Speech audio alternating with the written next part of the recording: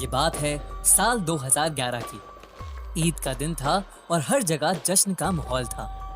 वो दूसरी ईद थी जो वसीम अपने अम्मी अब्बू के बिना मना रहा था। वसीम के अम्मी अब्बू का 2 साल पहले एक रोड एक्सीडेंट में इंतकाल हो गया था और तब से वो अपने मामू जान के साथ ही रह रहा था। उस साल मामू के घर पर ईद की जबरदस्त दावत चल रही थी, जहां उसके सारे रिश्तेदार मौजूद थे। वसीम इतने सारे लोगों के बीच होने के बावजूद बहुत अकेला महसूस कर रहा था। उसे अपने अम्मी अब्बू की बहुत याद आ रही थी। वसीम के कजिन्स इमरान और शिमाज उसकी इन फीलिंग से अनजान उसके लिए शीर कोरमा लाए, लेकिन उसकी मायूसियत देखकर उन्होंने उसका मूड ठीक करने का प्लान बनाया और उसे सलमान खान की फिल्म बॉडीगार्ड दिखाने ले गए।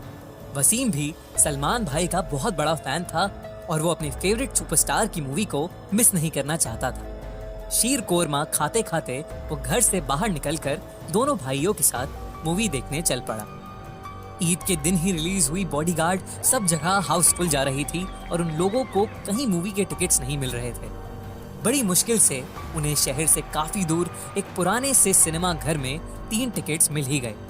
वसीम सलमान की मूवी देखकर बहुत खुश हुआ और उसका ध्यान पुरानी यादों से भटक गया। तीनों भाइयों ने मूवी खूब एंजॉय करी और वापस अपने घर की तरफ निकल गए। इमरान और शिमाज एक बाइक पर थे और वसीम अपनी एक्टिवा पर उनके पीछे पीछे बॉडीगार्ड फिल्म का एक गाना गुनगुनाता हुआ जा रहा था।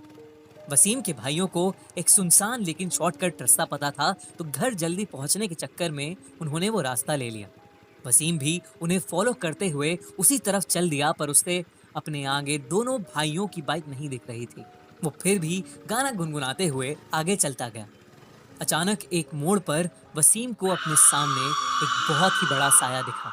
वो घबरा गया और उसने जोर से ब्रेक लगाया। उसे अपने सामने एक 7 फीट लंबा आदमी दिखा जो उसे घूरते हुए उसकी तरफ आगे बढ़ रहा था। वसीम डर के मारे सुन्न रह गया और हिलने की हिम्मत ही नहीं जुटा पाया।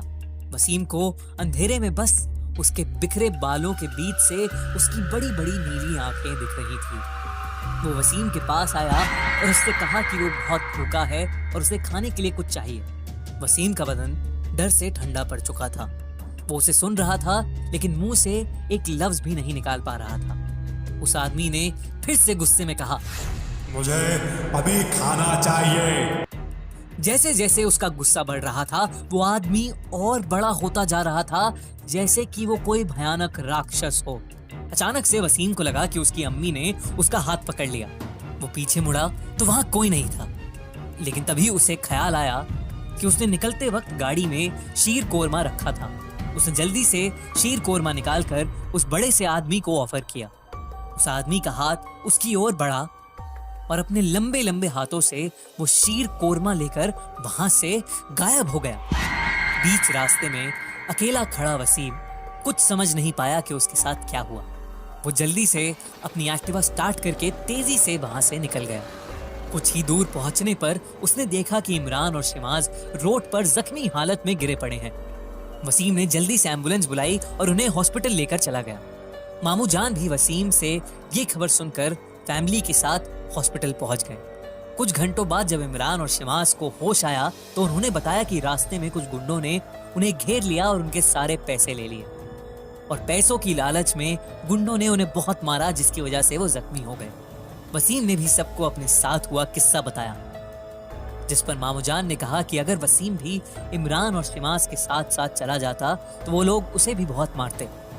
शायद वो बड़ा आदमी एक जिन था जिसे उसके अम्मी अब्बू ने वसीम की हिफाजत करने भेजा था। वसीम ने जब वापस सोचा तो उसे समझ आया कि शायद मामू जान सही कह रहे हैं और उसकी हिफाजत के लिए उस आदमी को भेजना ही वसीम की ईदी थी जो उसे अपने गुजरे हुए अम्मी अब्बू से मिली। उस दिन के बाद से वसीम को अपने अम्मी अब्बू की कमी कभी महसूस नहीं हुई और उसे हमेशा लगा कि उसके अम्मी अब्बू उसके साथ ही हैं।